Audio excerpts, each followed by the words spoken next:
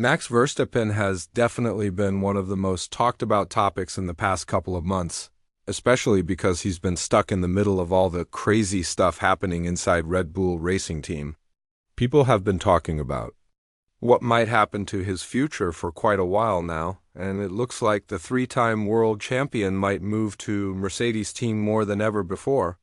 This is especially true if we look at how well the silver cars are doing and how much better they've gotten during the middle part of the season. With 12 more races left in 2024 and many car improvements coming to their W15 car, can Mercedes promise Verstappen they have what he needs to keep winning from 2025 and beyond? It's pretty clear that the most wanted seat right now is at Mercedes. And while it didn't look like that a few months ago when Hamilton said he was leaving the team and their car was having problems in many ways, that's definitely not what's happening right now.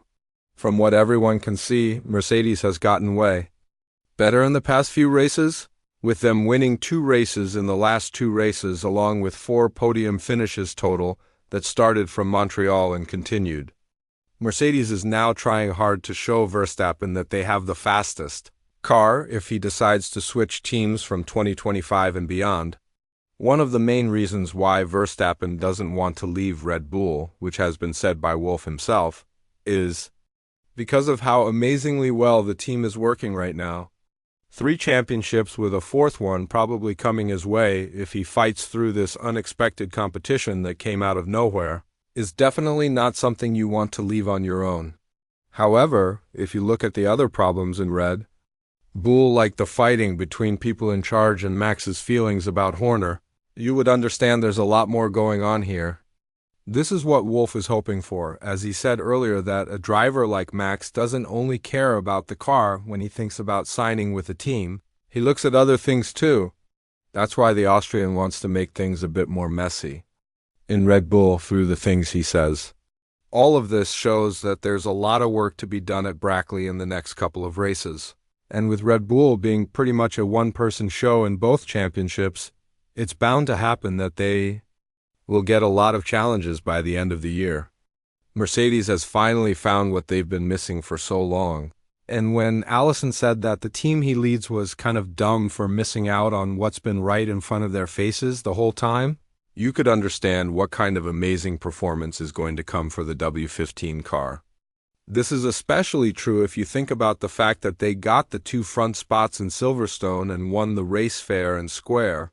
Sure, Verstappen did have a broken floor that made him about 1/10 of a second slower in his best lap. But even with a perfect floor in the race, he was no match for the Mercedes cars in the first part on the medium tires and lost ground to McLaren too.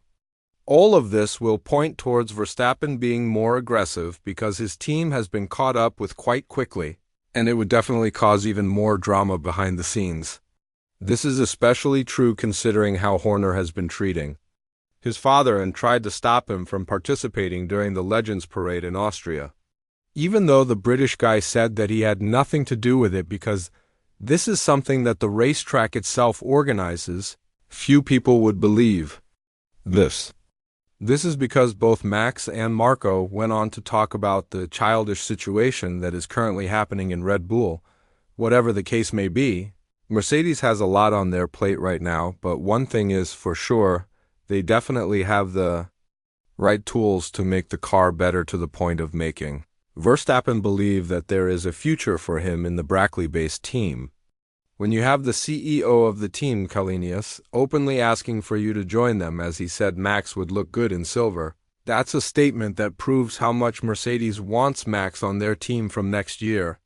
Quite honestly, other than him and Alonso, there aren't any other drivers who would be able to fill the spot that the 7-time world champion has left behind, a move that he might feel sorry about, seeing where both of these teams are right now in the middle season development battle.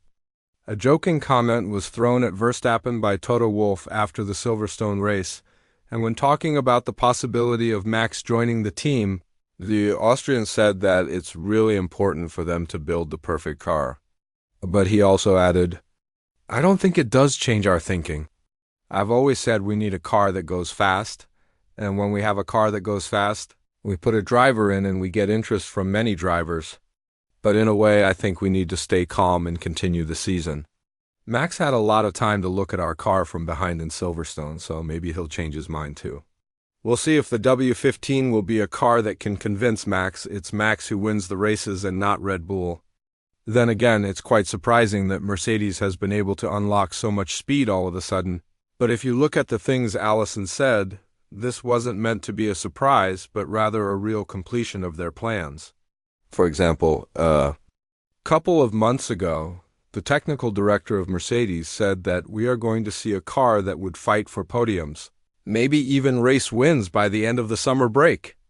And 2 races before the break actually came, Mercedes had won the Austrian and British races and also got a couple more podiums in Montreal and Barcelona.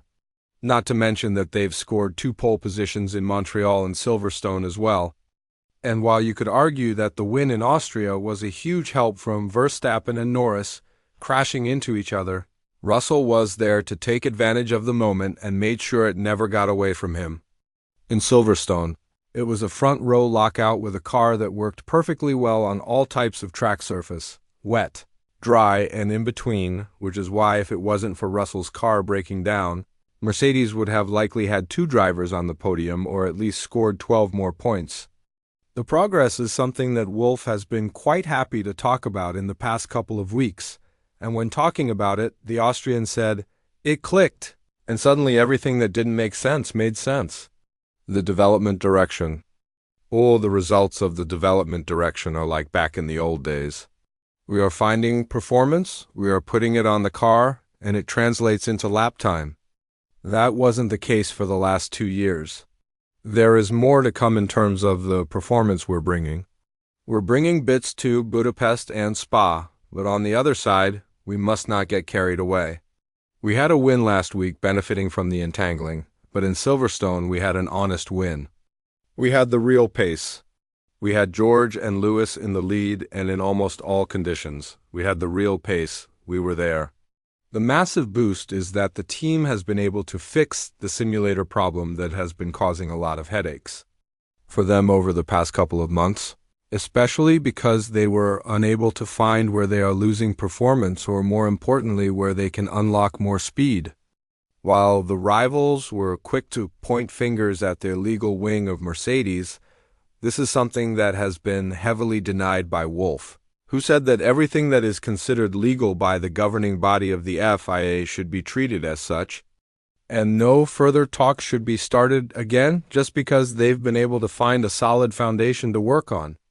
Still, apart from Verstappen, we must not forget the fact that Mercedes do have a young promising driver in F2 called Kimi Antonelli, and with Sainz taking so long to decide about his future, it's not a secret that Wolff has started the talks.